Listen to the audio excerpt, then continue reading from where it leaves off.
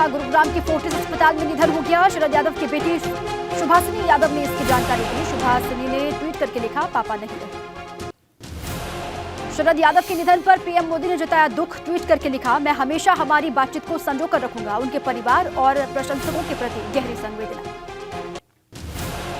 वहीं सीएम योगी ने शरद यादव के निधन पर जताया दुख। योगी ने ट्वीट करके लिखा, प्रभु श्री राम से प्रार्थना है कि दिवंगत आत्मा को अपने श्री चरणों में स्थान दें। अखिलेश यादव ने ट्वीट करके लिखा, महान समाजवादी नेता आदरणीय श्री शरद यादव जी का निधन अत्यंत हृदय विदारक है। ईश्वर उनकी आत्मा को शांति, शोकाकुल परिजनों को ये दुख सहने की शक्ति प्रदान करे।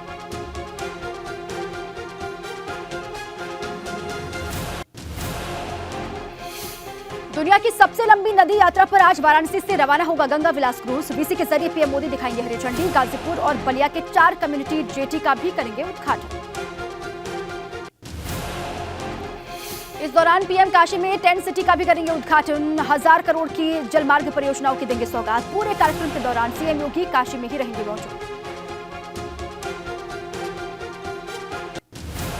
सीएम योगी वाराणसी के दौरे पर, जहां उन्होंने गुरुवार शाम काशी विश्वनाथ मंदिर में पूजा अर्चना की। क्रूज और टेंट सिटी के उद्घाटन कार्यक्रम में शामिल होंगे सीएम योगी। सीएम योगी आज गोरखपुर महोत्सव के समापन समारोह में करेंगे शिरकत। दोपहर 3:30 बजे सीएम योगी समारोह को करेंगे संबोधित। निषाद पार्टी का स्थापना दिवस आज गोरखपुर में होगा। निषाद पार्टी अध्यक्ष और कैबिनेट मंत्री संजय निषाद इस मौके पर बड़ा आयोजन कर रहे हैं, जिसमें सीएम योगी शामिल होंगे। 2024 के रण को देखते हुए 20 जनवरी को यूपी के दौरे पर रहेंगे बीजेपी के राष्ट्रीय अध्यक्ष जेपी नड्डा। इस दौरान नड्डा गाजीपुर में जनसभा को करेंगे संबोधित। बीएसपी सांसद अफजाल अंसारी के खिलाफ दर्ज गैंगस्टर मामले में आज हाईकोर्ट का फैसला आएगा। अदालत ने 6 जनवरी को सुनवाई के बाद फैसला सुरक्षित रखा था। अयोध्या में श्री राम जन्मभूमि ट्रस्ट आज मंदिर निर्माण कार्य का देगा ब्यौरा। श्री राम जन्मभूमि मंदिर निर्माण की प्रगति देखने के लिए आज मीडिया को आमंत्रित किया गया। मालिनी अवस्थी ने गोरखपुर महोत्सव में गुरुवार को अपनी प्रस्तुति दी। घने कोहरे के बीच मालिनी के गीतों से लोग झूम उठे। ग्रेटर नोएडा ऑटो एक्सपो आज से 18 जनवरी तक आम जनता के लिए खुलेगा। ऑटो एक्सपो में टाटा, सुजुकी, मारुति समेत कई बड़ी कंपनियों की गाड़ियों के एक्सक्लूसिव मॉडल लॉन्च होंगे। जोशीमठ में अब आज गिराया जाएगा दरार वाला होटल मलारीन। सुबह 9 बजे से कार्रवाई शुरू होगी। कल बारिश की वजह से रोका गया था काम। कर्णप्रयाग के बहुगुणा नगर में तहसीलदार ने दरार पड़े घरों को खाली करने का नोटिस दिया। पास के रैन बसेरों में शिफ्ट होने की अपील की। जोशीमठ आपदा पर धामी कैबिनेट की हाई लेवल मीटिंग आज। मुआवजा, राहत बचाव समेत अन्य मुद्दों पर होगा मंथन। दोपहर 12 बजे सचिवालय में होगी मीटिंग।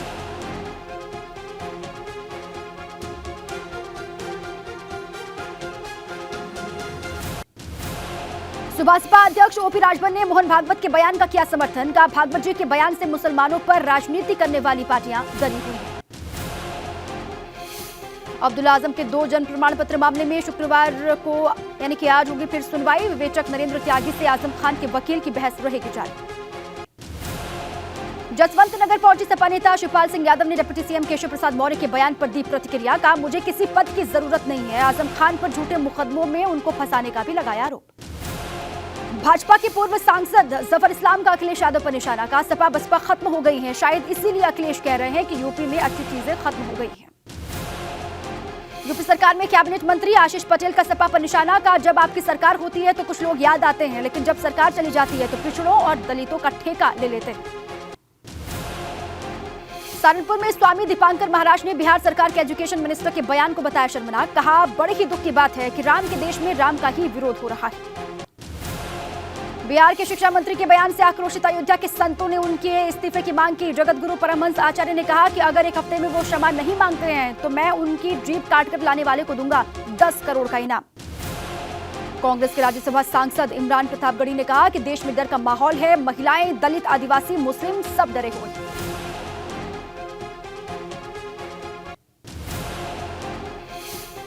काशी पहुंचे स्वतंत्र प्रभार मंत्री दयाशंकर मिश्र ने कहा, गंगा विलास क्रूज टूरिज्म के लिए मील का पत्थर साबित होगा। नदियों के ट्रांसपोर्टेशन को काफी बढ़ावा मिलेगा।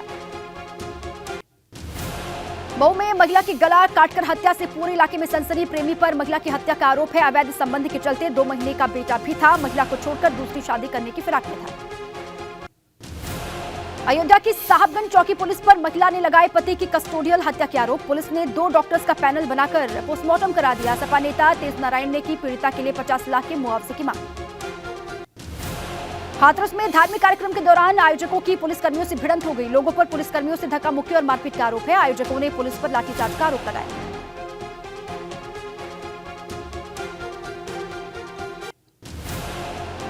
बुलंदशहर पुलिस को बड़ी कामयाबी, 4 शराब तस्करों को गिरफ्तार किया। आरोपियों से करीब 12 लाख रुपए की अवैध अंग्रेजी शराब बरामद। मेरठ में 50,000 का इनामी हिस्सेशीटर साजन ढेर हो गया। हिस्सेशीटर पर करीब 20 से ज्यादा मुकदमे दर्ज थे।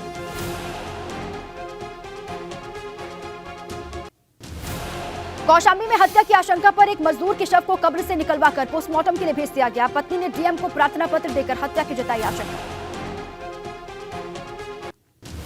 चित्रकूट में रेलवे ट्रैक किनारे अर्धनग्न अवस्था में अज्ञात युवती का शव मिलने से पूरे इलाके में सनसनी। दुष्कर्म के बाद हत्या की आशंका। युवती के शरीर पर थे चोट के निशान। पुलिस कर रही है पड़ताल।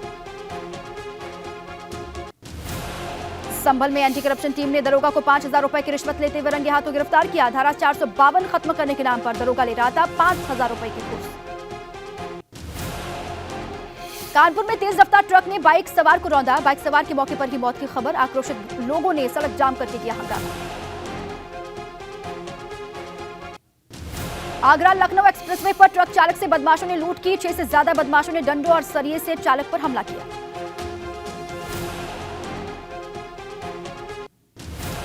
आगरा में मामूली विवाद को लेकर सगे भाइयों में हुआ झगड़ा। मारपीट का वीडियो सोशल मीडिया पर वायरल। भाई ने भाई के खिलाफ शिकायत दर्ज करवाई।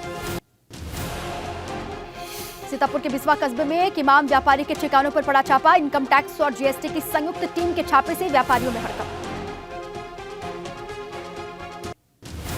लखनऊ में इन्वेस्टर्स समिट को लेकर एलडीओ उपाध्यक्ष इंद्रमणि त्रिपाठी के आदेश पर अवैध अतिक्रमण के खिलाफ कार्रवाई। सुल्तानपुर रोड अहिमा मऊ पर बुलडोजर चलाकर हटाया गया अतिक्रमण।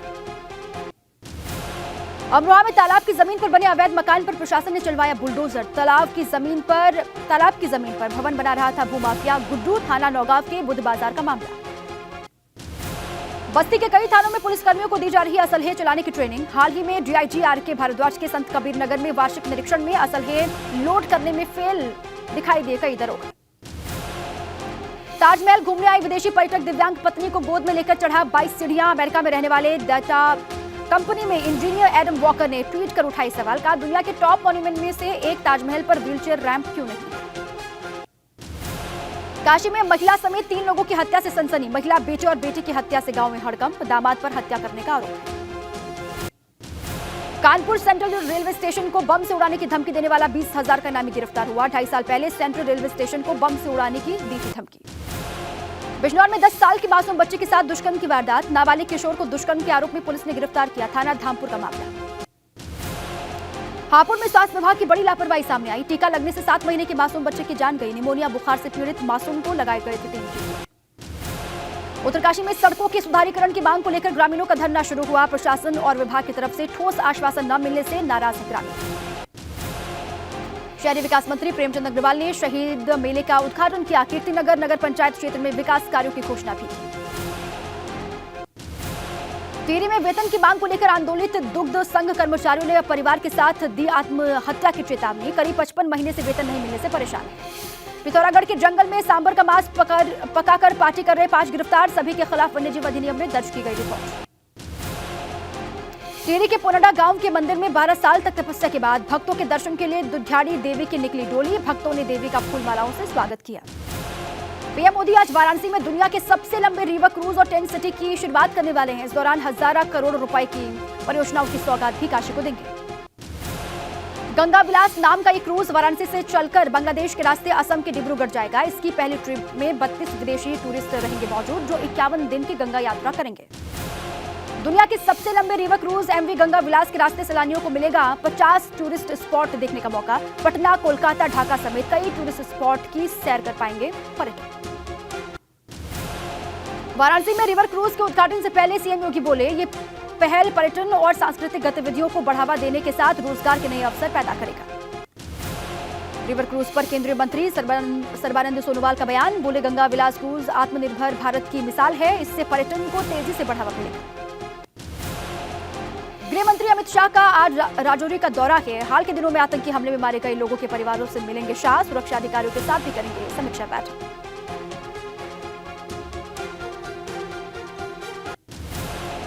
जम्मू में टारगेट किलिंग के खिलाफ कश्मीरी पंडितों का प्रदर्शन। उपराज्यपाल से मिलने का मांगा वक्त। कहा, जिन लोगों के साथ उपराज्यपाल की बैठक हुई वो लोग कश्मीरी पंडितों का उनको रिप्रेजेंट नहीं करते हैं। रक्षा मंत्री राजनाथ सिंह का बड़ा बयान। कहा, 370 को खत्म करने की बात की थी, कर दिया। कॉमन सिविल कोड को लागू करने की बात की थी, वो भी करके दिखा दिया। नेशनल कॉन्फ्रेंस के नेता फारूक अब्दुल्ला ने गृह मंत्री के राजौरी दौरे का किया स्वागत। कहा, गृह मंत्री राजौरी आए और देखें जो उन पर कयामत गुजरी है। बक्सर में केंद्रीय मंत्री अश्विनी चौबे के काफिले पर पत्थरबाजी की गई है। अपने ही संसदीय क्षेत्र में बाल बाल बच्चे मंत्री। पावर प्लांट के लिए जमीन का सही मुआवजा न मिलने से नाराज है किसान। बक्सर पहुंचे अश्विनी चौबे ने सीएम नीतीश कुमार को धृतराष्ट्र बताया। बोले, शिविर लगाकर होना चाहिए समस्या का निदान। पुलिस के लाठीचार्ज की जानकारी सीएम नीतीश को होने का किया दावा।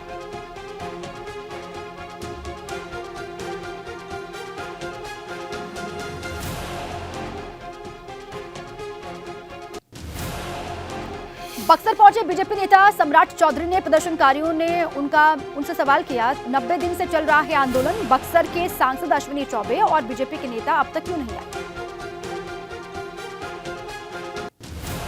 बक्सर हिंसा पर बीजेपी नेता अमरेंद्र प्रताप सिंह ने सरकार पर लगाया आरोप। बोले, सरकार और पुलिस शांतिपूर्ण आंदोलन को अशांत करने का काम कर रही है।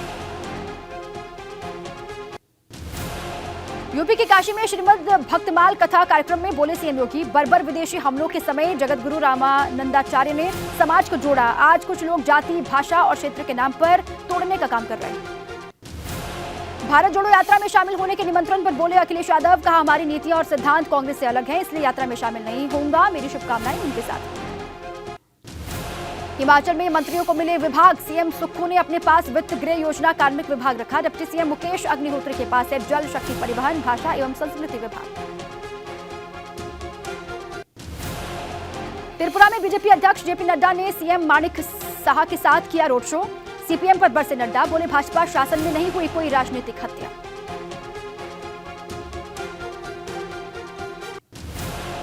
दिल्ली समेत उत्तर भारत में बढ़ेगी और सर्दी। रविवार से घने कोहरे और शीतलहर का नया दौर शुरू होगा। मौसम विभाग के मुताबिक मैदानी इलाकों में 3 से 5 डिग्री तक गिर सकता है तापमान।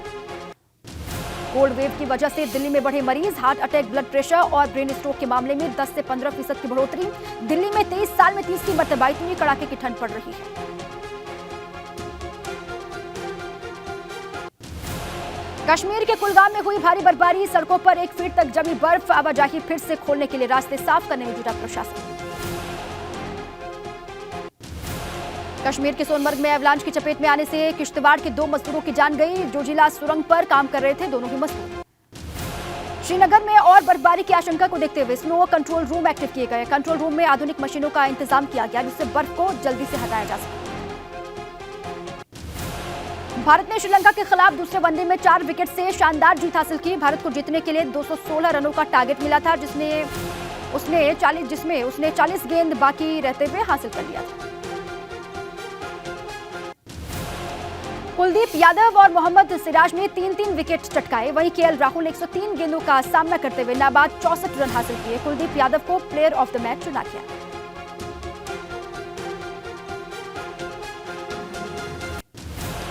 भारत ने श्रीलंका के खिलाफ लगातार 10वीं वनडे सीरीज जीती। 2006 में 3 मैचों की वनडे सीरीज 0-0 से ड्रॉ रही थी। इसके बाद हुई सभी 10 सीरीज पर भारत ने कब्जा जमाया है। जोशीमठ से जुड़ी बड़ी खबर की। जोशीमठ से खबर यह है कि आज गिराया जाएगा होटल मलारी इन। कुछ ही देर के बाद ध्वस्तीकरण की प्रक्रिया फिर से शुरू होगी। कल बारिश की वजह से यह काम रोका गया था ध्वस्तीकरण का। होटल में खतरनाक दरार आने की वजह से गिराने का फैसला प्रशासन ने लिया है और अब से कुछ ही देर के बाद खबर यह मिल रही है कि होटल मलारी इन को गिराने की जो प्रक्रिया है वो शुरू होगी। आज गिराया जाएगा होटल मलारी इन। दरार आने के बाद प्रशासन ने यह फैसला लिया है कि इस होटल को गिराया जाएगा और 3-4 दिन से लगातार प्रशासन की एक कोशिश थी कि लोग माने तो उसके बाद इस होटल को गिराया जाए, क्योंकि इस होटल के नीचे ही बड़ी संख्या में लोग नारेबाजी करते हुए बैठ गए थे धरने पर और मुआवजे की लगातार मांग कर रहे थे। लिखित में मुआवजा लोगों को मिले ये उनकी मांग थी और अभी खबर यह है कि कुछ ही देर के बाद ध्वस्तीकरण की जो प्रक्रिया है वो शुरू होने वाली है। कल भी ये काम चल रहा था, लेकिन बारिश अचानक से वहां पर हो गई, जिसके बाद काम को रोक दिया गया। होटल में खतरनाक दरार है, जिसकी वजह से इसको गिराने का फैसला लिया है। 2 होटल आपस में टकरा गए थे और दरारें बहुत ज्यादा बढ़ रही थी, जिसके बाद अब प्रशासन ने किसी भी खतरे को देखते हुए, भापते हुए ये कदम उठाया है कि इस होटल को गिराया जाएगा। कुछ ही देर के बाद इस होटल को ध्वस्त करने की जो प्रक्रिया है वो शुरू होगी। कल भी ये प्रक्रिया चल रही थी, मौसम में तब्दीली हुई, बारिश वहां पर हुई, जिसके बाद इस कार्रवाई को रोक दिया गया। अब से कुछ ही देर के बाद ये कहा जा रहा है कि प्रक्रिया शुरू होगी और उसके बाद होटल मलारी इन को ध्वस्त किया जाएगा, इसको गिरा दिया जाएगा। कोई खतरा यहाँ पर उत्पन्न ना हो, इस वजह से कोई हादसा ना हो, इस वजह से ये कदम उठाया जा रहा है। प्रशासन ने फैसला लिया है कि होटल मलारी इन को ध्वस्त किया जाएगा। अब से कुछ ही देर के बाद ये प्रक्रिया शुरू होगी। चलिए सीधे आपको ग्राउंड पर लिए चलते हैं। वहां से मेरे साथी रवि कैंतुरा जुड़ चुके हैं, आपको हर हाल वो बता रहे हैं, हर अपडेट वहां से दे रहे हैं। कितनी देर में ये ध्वस्तीकरण की प्रक्रिया शुरू होने वाली है? रवि, क्या जानकारी मिल पा रही है और आज के ताजा हालात क्या है जोशीमठ के, बताएं जरा रवि। बिल्कुल दीपा, देखिए आज अगर बात करें तो होटल के डिसमेंटल की जो कार्रवाई है वो 9 बजे के बाद शुरू होगी और कल शाम को जैसे कार्रवाई शुरू हुई थी तकरीबन 2 घंटे तक वहां पर ये कार्रवाई चलती रही।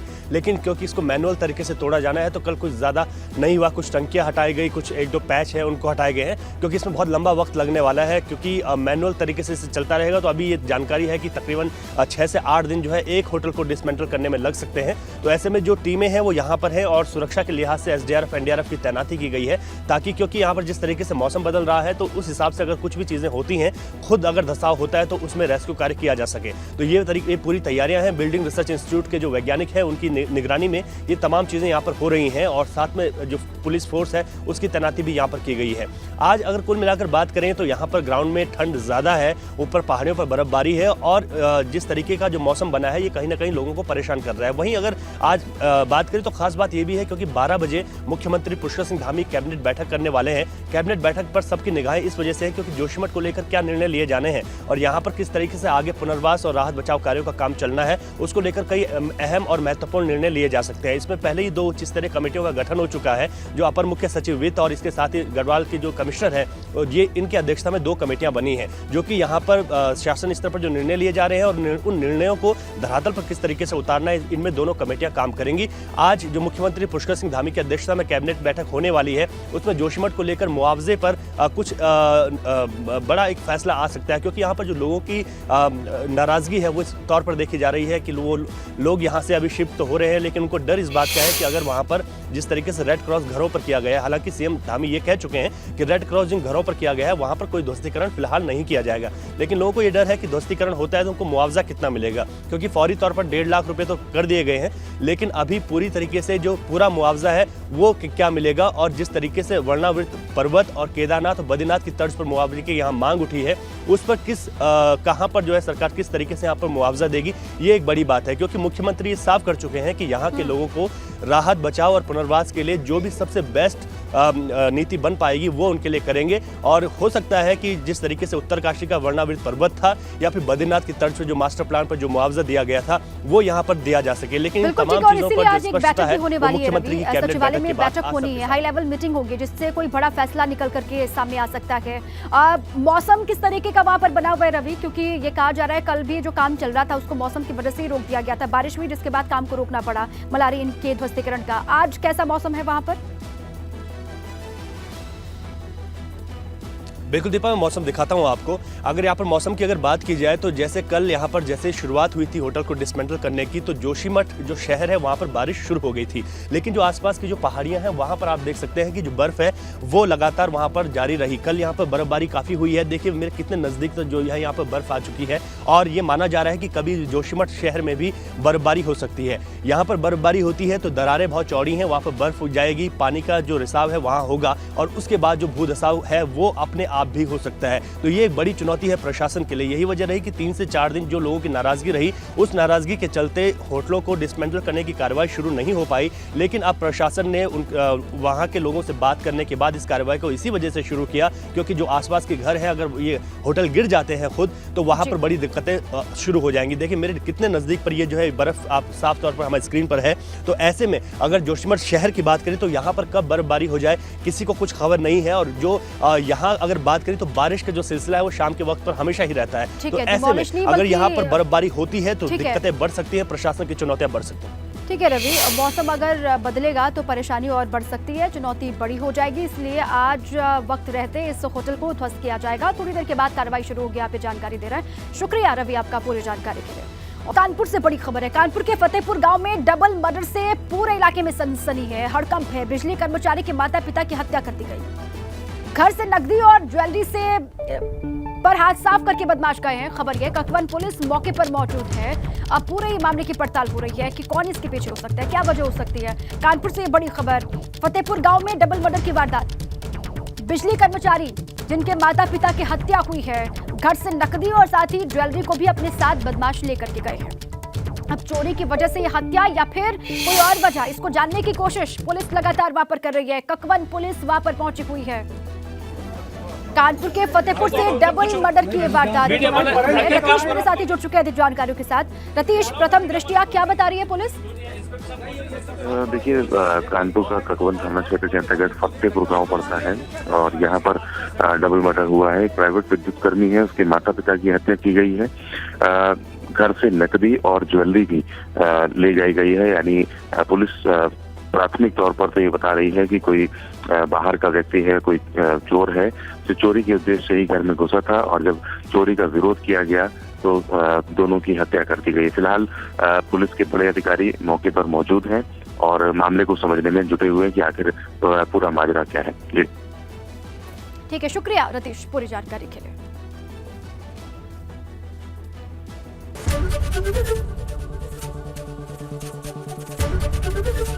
एबीपी गंगा, खबर आपकी, जुबान आपकी।